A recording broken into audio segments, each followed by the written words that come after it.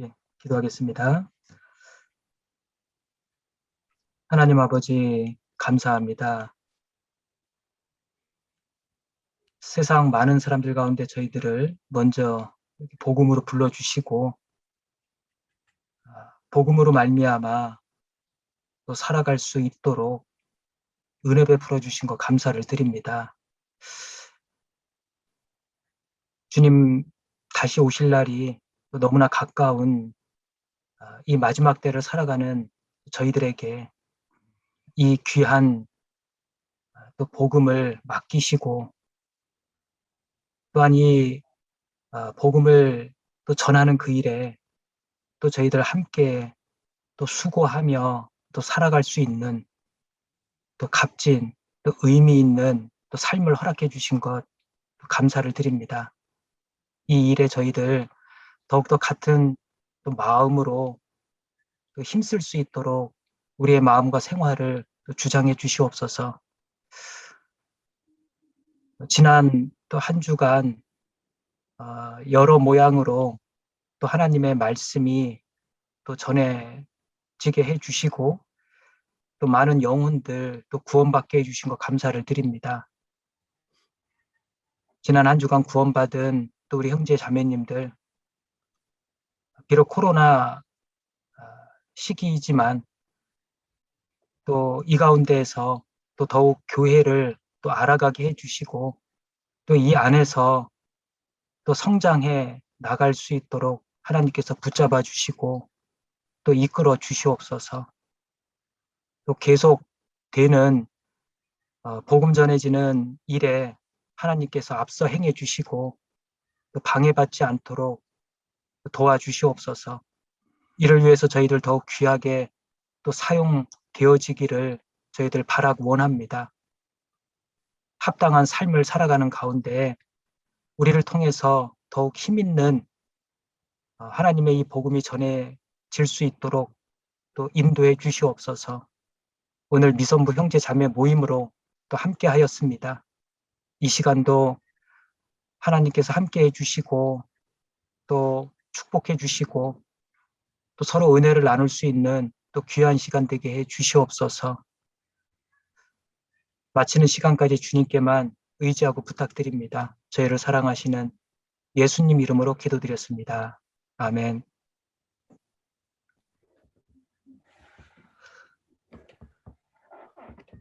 예, 성경 찾겠습니다. 사무엘상 25장을 찾겠습니다. 사무엘상 25장입니다.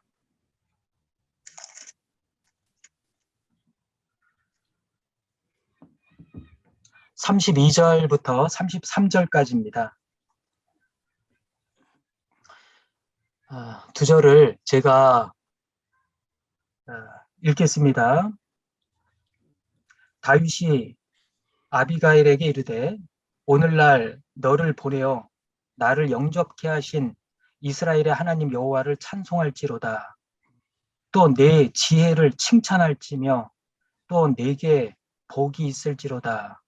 오늘날 내가 피를 흘릴 것과 친히 보수하는 것을 내가 막았느니라. 네, 읽었습니다. 네, 그동안 평안하셨습니까? 네.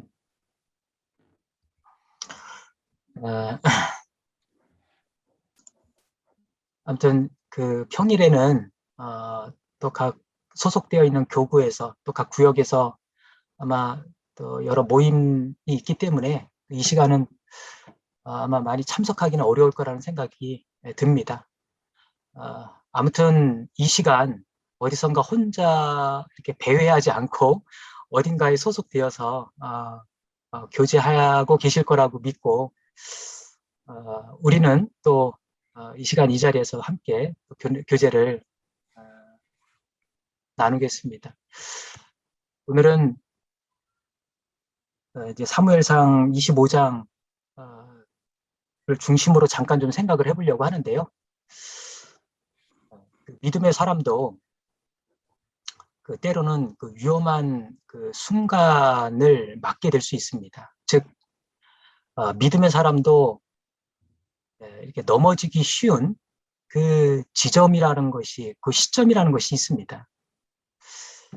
어, 그러나 또 이제 그런 위기 가운데에선 또 어떤 도움을 받아서 다시 또 회복할 수 있어야 되는데, 오늘은 이런 그 믿음의 사람도 넘어지기 쉬운 지점이 어떤 지점일까라는 것과, 그리고 그런 위기에서 돕는 지혜는 과연 또 어떤 것일까를 놓고 잠깐 생각을 해보려고 합니다. 이 25장은 뭐 배경은 아마 잘 알고 계실 겁니다.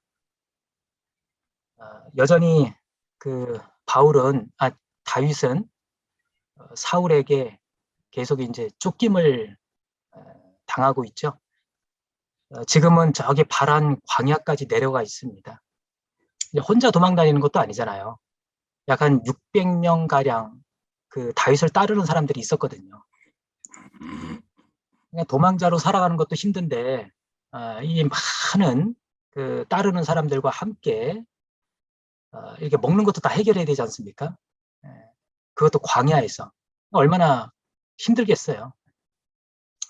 그런데 마침 이제 그 광야에서 어떤 소식을 접하게 되냐면 그 인근에 그 마온이라고 하는 곳에 이제 큰 그 부잣집에 이제 잔치가 있다는 소식을 듣게 됩니다. 근데 이 당시 이 중동 지역에서의 뭐 큰 잔치라고 하면은 이제 그 양 잡는 날입니다.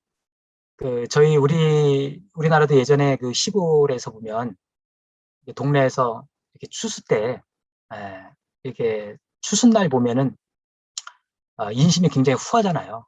그러니까 이제 추수 때는 아무튼 풍성합니다. 그리고 또 흥도 나고 그래서 아무튼 뭐 그 동네에 들어오는 사람이면 누구든지 와가지고 같이 한 잔 기울이기도 하고 그리고 뭐 그 와서 또 같이 음식도 나누고 이제 그런 그 예전 그런 그 시골 그 농촌 그런 풍경을 우리가 좀 그려볼 수 있는데요. 그 시골의 그 추수 때가 이제 그런 분위기인데 여기서도 마찬가지입니다. 그 양털 깎는 날이 결국은 그런 추수날입니다. 그러니까 잔치날이죠. 또 아주 거하게 음식도 준비하고 더군다나 부잣집에서 양털을 깎는 날이니 오죽하겠어요. 그래서 이제 다윗은 이제 그 소년들을 보내잖아요. 그 부잣집이 다름 아닌 나발이라고 하는 사람의 집이거든요. 그곳에 가서 음식 좀 얻어 올 수 있도록 보냅니다. 보내서 소년들은 이제 그 부잣집에 가서 이제 정중하게 이제 복을 빌고 또 요청을 하죠. 음식을 좀 달라고. 그런데 사실 이제 그 종들의 이야기를 통해서 알게 된 게 이 부잣집이 한때요. 과거 한때 이 다윗에게 신세를 졌었어요. 그러니까 다윗이 한때 이 부잣집을 위해서 밤낮 담이 되어준 적이 있다라고 하는 거 보니까 뭔가 지켜줬던 것 같아요. 그러니까 그런 그 은혜를 입었던 것을 좋게 생각하고 오늘 우리에게도 먹을 것을 좀 달라. 이제 그렇게 정중히 요청을 했거든요. 근데 보기 좋게 그래서 내침을 당했죠. 나발에게. 미련한 사람이잖아요, 나발이. 그리고 또 음식을 주기는커녕 그냥 내치면서 한마디 했는데 뭐라고 이야기했냐면 25장 10절을 보면은 제가 읽어보겠습니다. 나발이 다윗의 사환들에게 대답하여 가로되 다윗은 누구며 이새의 아들은 누구뇨? 그일에 각기 주인에게서 억지로 떠나는 종이 많도다. 그러면서 내가 어찌 내 떡과 물과 내 양털 깎는 자를 위하여 잡은 고기를 가져다가 어디로서인지 알지도 못하는 자들에게 주겠느냐 한지라. 시침이 뚝 뛰면서 그러면서 각기 주인에게서 억지로 떠나는 종이 많도다. 이게 다윗을 두고 하는 말이거든요. 그러니까 뭐라고 이야기하는 거냐면 다윗을 그 주인인 사울에게서 도망친 아주 그 불량스러운 종들 중에 하나로 간주하는 거예요. 아주 다윗을 이제 능멸하는 그런 말을 한 거죠. 가서 전해라 이 말입니다. 종들이 다윗에게 가서 이 말을 전했죠.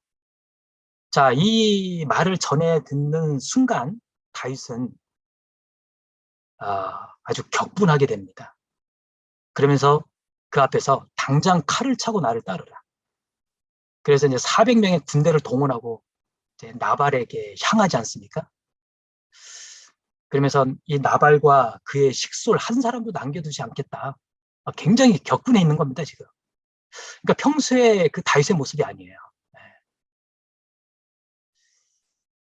그러니까 참 그 다윗의 이런 모습도 참 보기 힘들어요. 그죠? 자, 이제 나발과 그의 집은 아무튼 위기입니다. 그렇지 않습니까? 위기예요. 그런데 여기서 다윗 또한 어떻습니까? 다윗. 자, 그동안 다윗의 그 이미지가 있었습니다. 그죠? 그는 정말 그 온유한 지도자였어요. 그리고 모든 것을 하나님께 다 맡기는 믿음의 사람이었습니다. 심지어는요, 그 어떤 동굴에 들어갔을 때, 그 사울을 칠 수 있는 기회가 있었잖아요. 그런데 사울을 쳤습니까? 아니죠. 그의 옷자락만 살짝 뱄습니다. 그런데 그 옷자락만 살짝 벤 것만 가지고선도 양심에 엄청 예, 찔림을 받았거든요. 그 정도로 뭐죠? 모든 것을 하나님께 맡기는 믿음의 사람이었습니다. 그런데 지금 다윗은 어떻습니까?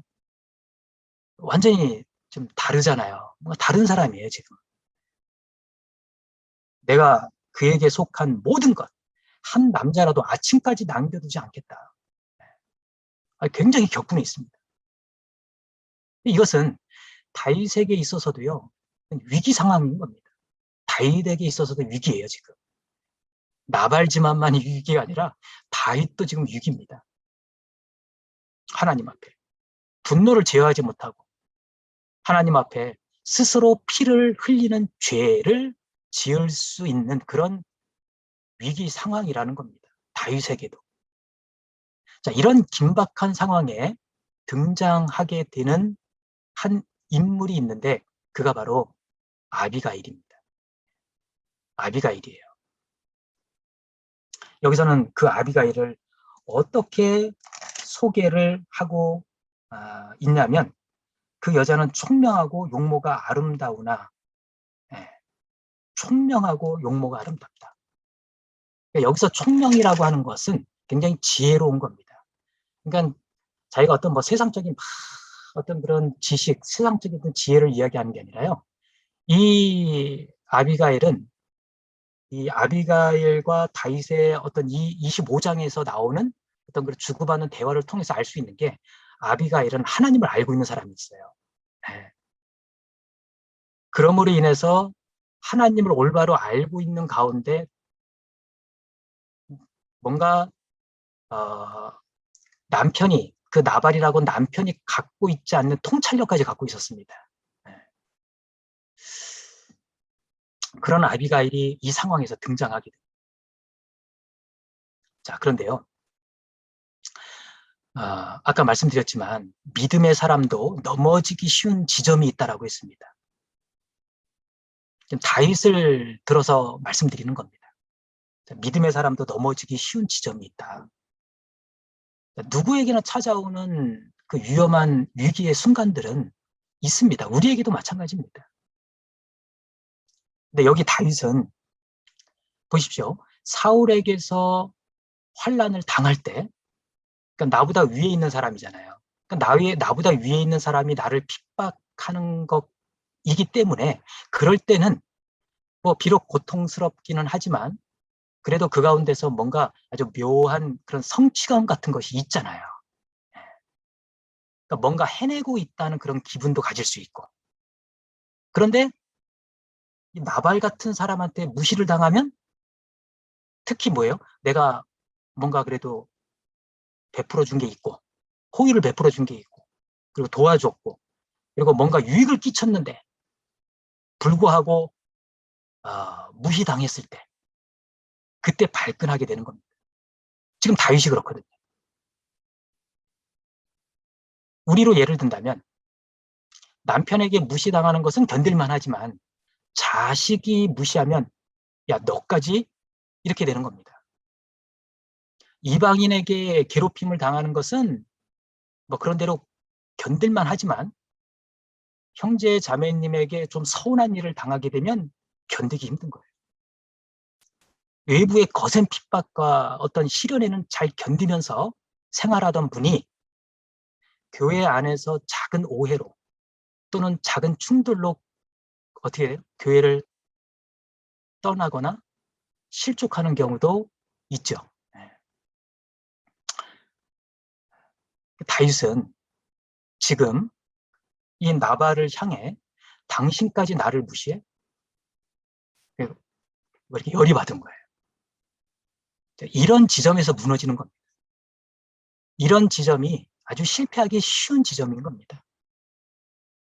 나보다 강한 자 앞에서 내가 당하고 있을 때는 나 자신을 그래도 죽이고 뭔가 고상한 그런 마음을 가지고 환난을 받다가도 나보다 약하고 내가 힘을 가지고 있고 내 마음대로 할 수 있는 어떤 대상 앞에서는 그런 고상함이 싹 사라져 버린다라는 겁니다.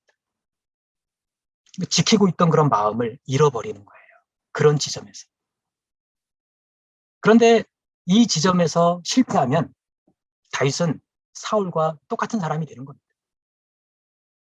그래서 실패할 뻔했는데 무너질 뻔했는데 여기서 도와준 사람이 바로 아비가일인 거예요. 아비가일이 도대체 어떻게 처신을 했길래 어떻게 도와줬길래 이런 이 다윗을 다시 일으킬 수 있었을까? 자, 아비가일이 어떻게 대처를 했는지 25장 23절 말씀 23절만 제가 읽겠습니다. 아비가일이 다윗을 보고 급히 나귀에서 내려 다윗의 앞에 엎드려 그 얼굴을 땅에 대니라. 자, 지금 이 상황은 다윗이 400명의 종을 거느리고 무장하고 이제 나발의 집을 향했잖아요. 자, 그 소식을 이 아비가일이 듣게 됩니다. 아비가일은 그 소식을 듣자마자요. 이제 이것저것 필요한 거 짐을 꾸려서 또 종들을 같이 동원해서 이제 어디론가 향합니다. 어디로 가고 있었습니까? 네. 이쪽을 향하고 있는 그 다윗을 향해서 가고 있는 거예요. 자, 이제 한참 가던 중에 어느 지점에서 다윗을 맞닥뜨리게 됩니다. 다윗과 그 400명의 군대가 딱 나타난 거예요. 자, 그때 아비가일이 어떻게 했습니까? 뭐 그 앞에서 머뭇머뭇대거나 망설이거나 뭐 두려워하거나 뭐 어쩔 줄을 몰라 하거나 그런 게 아니었습니다. 딱 맞닥뜨리자마자요. 그냥 여기서 보면 아비가일이 다윗을 보고 급히 나귀에서 내려 아주 신속하게 내려서요. 다윗의 앞에 그냥 엎드렸습니다. 근데 엎드린 모습을 여기 보면요. 얼굴을 땅에 대고 엎드렸대요. 그러니까 진짜 넙죽 엎드린 겁니다. 자, 이렇게 엎드리기도 쉽지 않을 텐데. 네.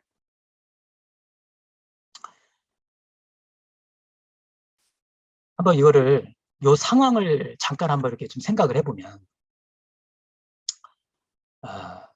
자, 지금 주변에, 지금 다윗과 아비가일 단둘이서 만난 게 아니에요. 지금 주변에 수많은 종들이 보고 있습니다. 자, 다윗의 400명의 종들이 있고, 그리고 아비가일도 데려온 종들이 있습니다. 지금 그 안에서 지금 펼쳐지고 있는 일들입니다.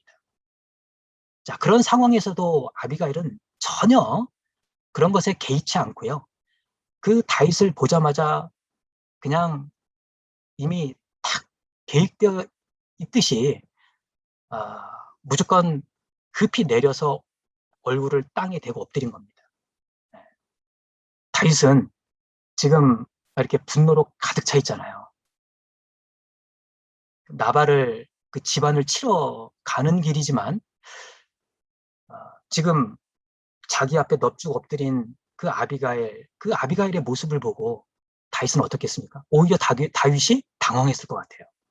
이건 뭐지? 아니, 이 여인이 도대체 누구 간데 나에게 내 앞에서 이러는 거지? 근데 자세히 보니까 용모를 보자 하니 보통 여인이 아니잖아요. 귀티가 넘치고 게다가 많은 종들을 거느리고 있다는 것은 권력도 있다는 겁니다. 이런 여인이 지금 내 앞에서 뭐가 아쉬워서 아비가일은요. 그렇죠. 아쉽죠. 다윗에게 정말 전하고 싶은 말이 있는 겁니다. 그런데요. 자, 우리가 생각했을 땐 아비가일이 다윗에게 전하고 싶은 말이라면 뭐 당연히 그거 아니겠어? 아이고, 한 번만 살려주세요. 우리 남편이 좀 미련해서 그 이름값 하냐고 그랬다고 삭삭 비는 뭐 그 말밖에 더 있겠어? 이렇게 생각할 수 있는데 사실 그게 아니었어요. 아비가일은 자기 남편 나발뿐만 아니라요. 다윗까지도 생각하고 그 안에다가 넣었습니다. 그러니까 정말 대단한 거죠. 이 아비가일은 다윗에게 그런 자기가 전하고 싶은 말들이 있었는데 그런데 그 전하려고 하는 내용을 먼저 앞세운 게 아닙니다. 만나자마자 당신 마침 잘 만났다고. 그럼 내려보라고. 내가 할 말이 많다고 하면서 자기가 전하려고 하는 그 내용을 먼저 앞세운 게 아니라요. 먼저 자신을 그 앞에 최대한 낮춘 겁니다. 얼굴을 땅에 대고 넙죽. 그로 인해서요. 상대방인 그 다윗의 마음의 문을 이렇게 여는 작업을 한 거예요. 그것이 먼저 우선되어야 한다라는 것을 아비가일은 알고 있었던 겁니다. 사실 그게 어떻게 보면 아무것도 아닌 것 같지만 굉장히 중요한, 굉장히 지혜로운 처신이었습니다. 그것이. 그걸 어떻게 하냐면 그 이후에 이제 다윗과 아비가일의 그 대화를 통해서 펼쳐지는 것을 보면 이 아비가일의 처음 다윗 앞에 행한 그 처신으로 인해서요. 이게 술술술술 이제 자연스럽게 풀려가게 돼요. 다윗은 이 아비가일의 자신을 최대한 그 앞에서 낮춘 그 아비가일을 통해서요. 다윗이 이 마음의 문이 이렇게 열린 거예요. 그러니까 뭐냐면 이 들을 마음이 딱 준비가 된 겁니다. 이제 마음의 문이 열리고 그리고 나서 이제 아비가일은 그 앞에서 하고 싶은 이야기를 하나하나 이제 펼치기 시작합니다. 그런데 그 이야기의 내용을 보면 내용 가운데 보면요, 이 아비가일은 그 다윗을 아주 굉장히 높입니다. 말할 때마다 여기서 보면 거의 한 27번, 8번을요, 이 짧은 그 대화 가운데요, 내 주라고 하는 호칭을 계속 반복해서 합니다. 이거는 뭔가 다윗 앞에서 뭔가 아첨하기 위한 그런 그 말이 아니에요. 예. 그리고 그 말 속에 다윗을 높이면서 한편으로는 그렇게 높임을 받아야 할 당신이, 그러니까 다윗은 마땅히 높임을 받아야 할 사람이기 때문에 높인 거예요. 그러면서 뭐냐면 그렇게 높임을 받아야 할 당신이 지금 무엇을 잘못하고 있는지 하나님 앞에 자신을 돌아볼 수 있도록 또 이야기를 합니다. 거기 29절을 29절을 제가 한번 읽어보겠습니다. 사람이 일어나서 내 주를 쫓아 내 주의 생명을 찾을지라도 내 주의 생명은 내 주의 하나님 여호와와 함께 생명 싸개 속에 쌓였을 것이요 내 주의 원수들의 생명은 물매로 던지듯 여호와께서 그것을 던지시리이다. 이게 이제 아비가일이 그 다윗에게 쭉 한 그 이야기 중에 한 구절입니다. 그런데요, 자, 요 29절 요 한 구절만 딱 놓고 봤을 때 이게 지금 아비가일이 한 말이에요. 그러니까 요 한 구절을 통해서 뭘 알 수 있습니까? 자, 이 말씀을요, 이 아비가일의 말을 다윗의 입장에서 생각해 보면 다윗으로 하여금 자, 무엇을 연상하게 만들까요? 골리앗 전투. 옛날 그 골리앗 전투를 기억하게 하는 부분이에요. 이 아비가일의 말을 통해서. 그러니까 물맷돌을 던져본 경험이 많은 다윗에게는요, 이 아비가일의 이와 같은 말이 막 그림처럼 생생하게 전달되었을 거예요. 이 내용이 뭡니까? 첫째 뭐냐면 당신의 원수는 골리앗처럼 쓰러져도 당신은 하나님 여호와께서 지켜주실 것이다. 그 내용이잖아요. 그리고 또 하나는 그리고 당신의 원수들도 하나님 여호와께서 친히 갚아주실 것이다. 네. 지금 그 내용을 여기 다 담고 있잖아요. 그러면서 여호와께서 반복적으로 이야기하고 있거든요. 하나님 앞에 다윗은 자신을 돌아보게 되는 겁니다. 이 말을 통해서. 자, 돌아보니까 어때요? 가만히 돌아보니까 이 말을 딱 듣고 자신을 가만히 돌아보니까요. 물론 그 베풀어주는 은혜를 그 모르고 그 배은망덕한 그 미련한 나발이 잘못한 것은 맞지만 그렇다고 그것 때문에 막 이렇게 격분해서 많은 400명의 무장한 용사를 데리고 이렇게까지 한 걸음에 달려와야 하는 이 상황, 이것은 분명 옳지 않은 행동이라는 것을 깨닫게 되는 거예요. 하나님 앞에서. 순간 어떤 그 분노 때문에 하나님 앞에 피 흘리는 죄를 지을 뻔했다라는 그 사실을 깨닫게 되는 겁니다. 원수 갚는 것은 내게 있다라고 말씀하시잖아요, 하나님께서. 다윗도 그걸 너무 잘 알고 있는 사람이었거든요. 그래서 아까 말씀드렸지만 사울을 역으로 칠 수 있었지만 안 했잖아요. 하나님께 맡겼거든요. 이게 막 깨닫는 겁니다. 이 아비가일의 말을 통해서. 그래서 다윗은 이걸 깨닫고 이제 정신이 돌아왔죠. 그리고 나서 하는 말이 오늘 시작할 때 읽었던 말씀인데요. 다시 한번 32절, 33절 읽어보겠습니다. 다윗이 아비가일에게 이르되 오늘날 너를 보내어 나를 영접케 하신 이스라엘의 하나님 여호와를 찬송할지로다. 또 내 지혜를 칭찬할지며 또 내게 복이 있을지로다. 오늘날 내가 피를 흘릴 것과 친히 보수하는 것을 내가 막았느니라. 지금 다윗이 이렇게 이제 제정신이 돌아왔죠.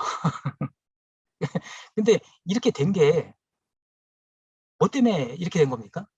네, 아비가일이 건네준 그 말을 통해서 아비가일의 그 말을 듣고 다윗이 정신이 탁 다시 돌아온 겁니다. 아비가일이 그냥 우리 남편이 잘못해갖고 미련해서 그랬다고 한 번만 용서해달라고 만약 그렇게만 하고 그 앞에서 싹싹 빌었다면 이런 결과를 얻을 수 있었을까요? 물론 그 집안의 그 위기는 모면할 수 있을지 모르지만 다윗이 정말 이렇게 하나님 앞에 중요한 것을 자신을 돌아보고 정말 중요한 것을 깨닫는 이런 결과는 얻을 수 있었을까요? 이거는 아마 기대할 수 없을 겁니다.